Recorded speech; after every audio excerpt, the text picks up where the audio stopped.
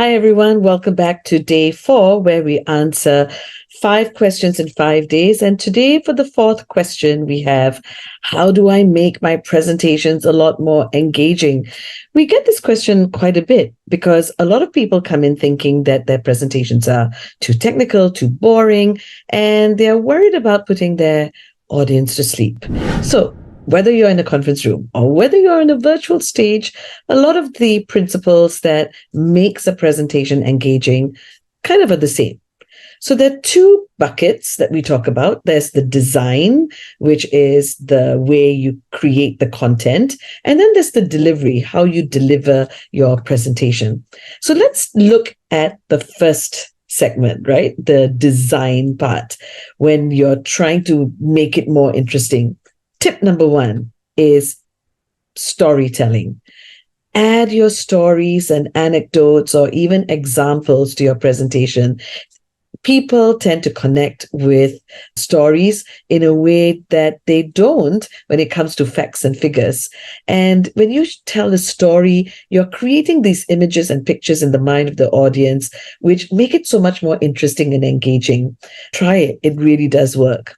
Now, tip number 2 would be, wherever you can, add interactive elements. Now, when you're face to face with your participants or your audience, it could mean just engaging them with questions or engaging them with little discussions, that can create a little bit more of a dialogue around a topic you're presenting. But if you are using the virtual platform, then you might want to think about using some interactive tools. For example, what we love to use would be Mentimeter or maybe even Miro or Jamboard. And by the way, I'm not being paid to say these things, but these are some of the tools that we use.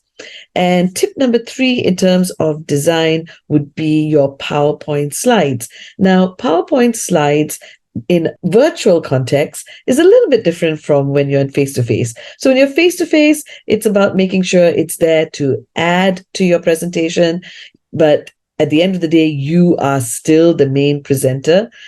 But if you're doing it online, then you might want to make it a lot more visually impactful. And be careful about being the type of presenter that says, as you can see, and we're all wondering, what are we supposed to look at, right? So make sure you have meaningful titles. Make sure you have meaningful call outs to explain what exactly does the slide actually say. And if there's a shift or a change somewhere, the numbers or the graphs that you're showing, then indicate where that is and what it is about so that it's easier for the eyes to follow your story and what you're trying to say. So let's move on to the delivery part of it, because we like to say in our workshops that where there is substance and no style, then yes, the presentation is not very engaging. So the power of the non-verbals. So for tip number 4, I would say eye contact. Make sure you make eye contact, whether it is on a virtual or physical context, right? So if you're virtual, you want to make sure you're looking at the camera directly so that people feel like as if you're speaking to them. So channel that inner broadcast journalist in you, right? But when it comes to face, make sure you are paying attention and making that eye contact. Scan the room, the beginning and at the end of your presentation, and then pick different people to look at. Tip number 5 would be around the other parts of your body language. So, for example, your gestures. So those are things that you do with your hands, your posture, and make sure your movements are very deliberate and thought through. So in terms of gestures, you don't want to have too many, but adding them at the right time in your presentation can add visual impact. If you are on a virtual context, then, you want to make sure that your gestures can be seen, in the tile, right? But your posture, it needs to be stable, relaxed, upright, regardless of whether you're standing or whether you're sitting. And, making sure that you don't move too much.